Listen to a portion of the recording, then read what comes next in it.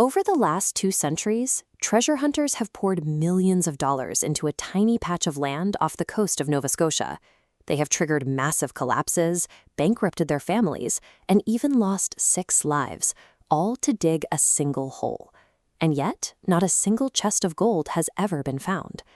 The obsession started in the summer of 1795. A local teenager named Daniel McGinnis was exploring the island when he stumbled across a strange circular depression in the forest floor. It was exactly 13 feet across. Right next to it, a heavy tree limb had been sawed off in a way that looked suspiciously like a makeshift block and tackle. For McGinnis and his companions, these markers pointed toward a deliberate hiding place. The presence of a heavy pulley system suggested that someone had spent considerable energy to lower something significant into the earth. Looking at this animated cross-section, you can see what McGinnis and his friends found when they started digging. Just 2 feet below the surface, their shovels hit a carefully laid ring of flagstones, and 10 feet down, they hit a solid platform of thick oak logs wedged into the dirt walls. They kept digging. Exactly 10 feet beneath that first platform, at the 20-foot mark, they hit another layer of oak. Then, at 30 feet, they found a third. At that point, the boys gave up. The sheer scale of the work, combined with a heavy dose of local superstition, spooked them into abandoning the dig, leaving whatever waited at the bottom a total mystery. But the damage was done. The precision of those evenly spaced platforms convinced future generations that a massive prize was down there, justifying almost any financial or physical risk to pull it out. Decades later, heavily funded syndicates took over the excavation. By 1804, a crew had punched down to 90 feet, where they allegedly uncovered a heavy stone slab carved with strange coded symbols. They pushed deeper, certain they were close. But at 98 feet, disaster struck. The shaft suddenly filled with 60 feet of dark, freezing seawater, nearly drowning the crew and completely halting the dig. In this diagram, we can see the theory the excavators came up with to explain the sudden flooding.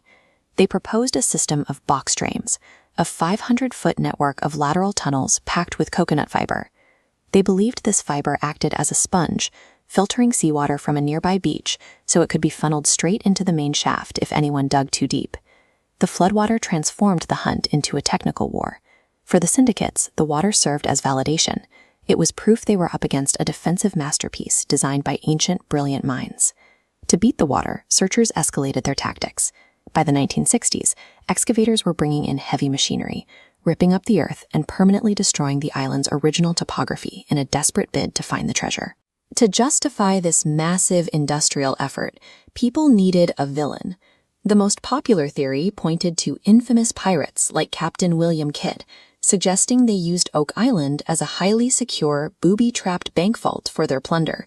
When pirate gold failed to materialize, the fantasies grew grander. Speculators began pointing to the Knights Templar, claiming the medieval military order sailed across the Atlantic to hide sacred relics like the Holy Grail or the Ark of the Covenant. Oak Island had become a blank canvas. With exactly 0 treasure recovered to ground them in reality, the investors were free to let their historical fantasies run wild. Modern science tells a much different story. This stratigraphic cross-section shows the actual composition of the island's bedrock. The eastern half, where the digging took place, rests entirely on heavy layers of limestone and gypsum. Limestone and gypsum are incredibly soft. Over time, groundwater erodes them, carving out large underground cavities. Eventually, the surface collapses into those voids. The legendary money pit behaves exactly like a naturally occurring sinkhole, slowly filling with forest debris. And those intricate flood tunnels? Oak Island is made up of glacial drumlins, mounds of highly porous gravel left behind by melting ice ages. Seawater naturally flows freely through the gaps in that gravel. The terrifying booby traps were never built by ancient masterminds. They were just natural geological formations, reacting exactly as they should when punctured by a shovel below sea level. But that still leaves the very real physical artifacts, the charcoal, the perfectly cut oak logs, and all that exotic coconut fiber. Historical records show that in the early 1700s, an enterprise called the South Sea Company operated heavily in the region. This company built massive tar kilns and saltworks to supply the British Navy. Those industrial operations perfectly account for the deep pits and thick layers of charcoal. As for the coconut fiber, it was cheap and widely used as packing material and marine filtration on their ships. The legend survives on a collision of natural sinkholes and industrial debris. It persists as a masterclass in the sunk cost fallacy, a cycle where the more time and money is lost to the mud, the more investors feel they can't afford to stop digging.